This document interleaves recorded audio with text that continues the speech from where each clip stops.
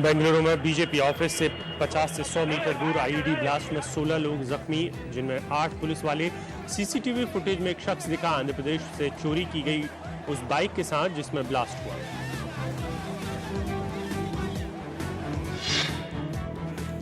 कांग्रेस नेता शकील अहमद का बेतुका ट्वीट, कहा चुनाव से पहले ब्लास्ट से बीजेपी को फायदा। राजनाथ सिंह ने कहा बीजेपी धमाकों पर राजनीति नहीं करती। कांग्रेस ने भी बयान देश के लिए एक चुनौती है, उसे राजनीतिक लाभ हानि की दृष्टि से नहीं देखना चाहिए। अभिनेता संजय दत्त को सरेंडर करने के लिए सुप्रीम कोर्ट से मिली 4 हफ्ते की मोहलत। अटकी फिल्मों की शूटिंग पूरी करने के लिए अदालत से मांगा था 6 महीने का वक्त। नीतीश कुमार के बाद अब शिवसेना ने भी इशारों में मोदी की उम्मीदवारी पर किया ऐतराज, कहा एनडीए जल्दी तय करे अपना प्रधानमंत्री। बीजेपी के शाहनवाज ने कहा पीएम के लिए उम्मीदवार हमारा और पसंद तुम्हारी, ये कैसे चलेगा।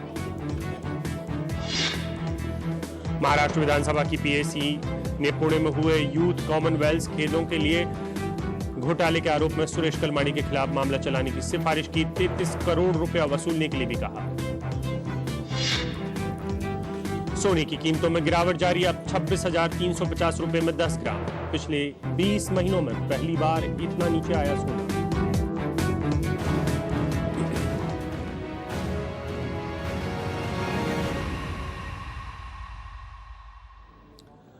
और बुलेटिन की शुरुआत बेंगलुरु धमाकों के साथ। एक सुबह के वक्त में एक बुरी खबर आई कि बेंगलुरु के बीजेपी दफ्तर के सामने धमाका हुआ है। शुरुआत में लगा कि यह गैस सिलेंडर का धमाका है, लेकिन बाद में धीरे धीरे खबर खुलती चली गई और पता चला कि यह दरअसल आईईडी ब्लास्ट है।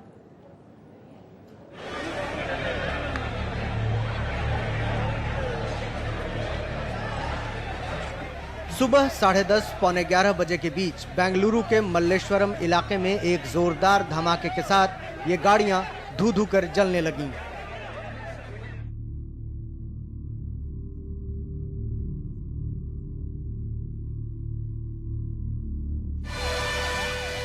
दो वैन और एक कार झुलस गईं। शुरू में पुलिस ने सिलेंडर धमाका माना, लेकिन जल्द ही ये समझ में आ गया कि ये धमाका है। नजर इस बाइक पर गई जिसके परखच्चे उड़ गए।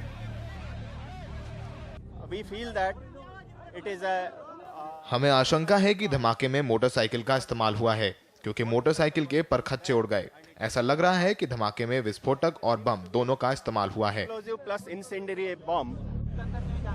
जहां ये धमाका हुआ वो जगह बीजेपी के दफ्तर से 50 से 100 मीटर की दूरी पर है। बुधवार को कर्नाटक में पर्चे भरने का आखिरी दिन था, इसीलिए वहां नेता मौजूद नहीं थे, लेकिन सुरक्षा के लिए पुलिस वाले थे। 8 पुलिस वाले घायल हुए। धमाका इतना तेज था कि 3 किलोमीटर तक आवाज गई और आसपास की इमारतों के शीशे टूट गए। दोपहर होते होते राज्य के गृह मंत्री ने इसे आतंकी हमला मान लिया। उनका निशाना बीजेपी के लोग थे। धमाका भी बीजेपी दफ्तर के सामने हुआ। नॉमिनेशन का आखिरी दिन था और पार्टी कार्यकर्ताओं का दफ्तर में आना जाना लगा हुआ था।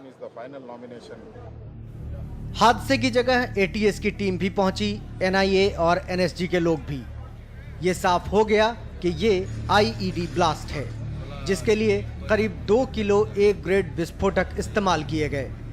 लेकिन अभी तक पुलिस अपनी तफ्तीश के बारे में साफ तौर पर कुछ कहने से बच रही है। पुलिस भले ही अपनी तफ्तीश के बारे में कुछ नहीं बता रही हो, लेकिन उसे सुराग जरूर मिलने लगे हैं। सीसीटीवी फुटेज जो आसपास के हैं उन्हें खंगाल रही है और साथ ही उस बाइक के बारे में भी और जानकारी जुटाने की कोशिश कर रही है जो चोरी हुई थी आंध्र प्रदेश से। साथ ही जो जली हुई कारें हैं उनके बारे में भी कुछ तलाशा जा रहा है।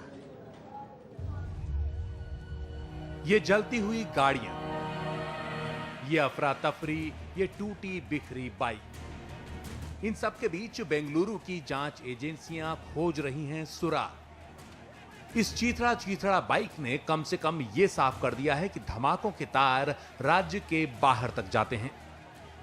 बाइक पर तमिलनाडु का नंबर है TN22R3769। बताया जा रहा है कि यह बाइक आंध्र प्रदेश से चुराई गई। पुलिस फिलहाल बस इतना बता रही है कि वो जांच में जुटी है। Investigation is taken up जांच जारी है। 2 मारुति वैन, एक मोटरसाइकिल, एक स्कूटर और एक कार बुरी तरह क्षतिग्रस्त हुई। Scooter and one car are badly damaged. इस बीच पुलिस को सीसीटीवी फुटेज से भी कुछ सुराग मिले हैं। ये दिख रहा है कि 10:15 बजे के आसपास हेलमेट पहने किसी शख्स ने ये बाइक रखी, फिर वो पास की दुकान में गया और उसके बाद निकल गया। अगर इस शख्स की पहचान हो सके तो शायद पुलिस को कई टूटी हुई कड़ियां मिल जाएं। वैसे हादसे के वक्त के एमेच्योर वीडियो भी अब सामने आ चुके हैं। कई चश्मदीद भी हैं जिन्होंने धमाका होते हुए देखा। आके देखे तो पूरा आग लग रहा था। 3 कार, 3 बाइक, एक पुलिस वैन, बाद में 2 गाड़ी, एक 4 आदमी को इंजर्ड हो गया, थोड़ा हाथ को लिए। इधर से 3 किलोमीटर दूर है विनायका सर्कल करके वायलेकाल पुलिस स्टेशन डाउन में, उधर तक साउंड आया। अच्छी बात यही है कि पुलिस कोई नतीजा निकालने की हड़बड़ी नहीं दिखा रही, वो एक कदम नाप तोल कर रख रही है। 17 अप्रैल 2010 को चिन्नास्वामी में भी ब्लास्ट हुआ था और आज 3 साल के बाद 17 अप्रैल को ही यहाँ पर ब्लास्ट हुआ है। अब देखना है कि पुलिस की जांच किस तरह से आगे बढ़ती है और जो तथ्य मिल रहे हैं, जो सबूत अभी सामने आ रहे हैं, उसके आधार पर शक किसकी तरफ जाता है। बेंगलुरु से कैमरामैन अल्फोंस के साथ निहाल किदवई, एनडीटीवी इंडिया।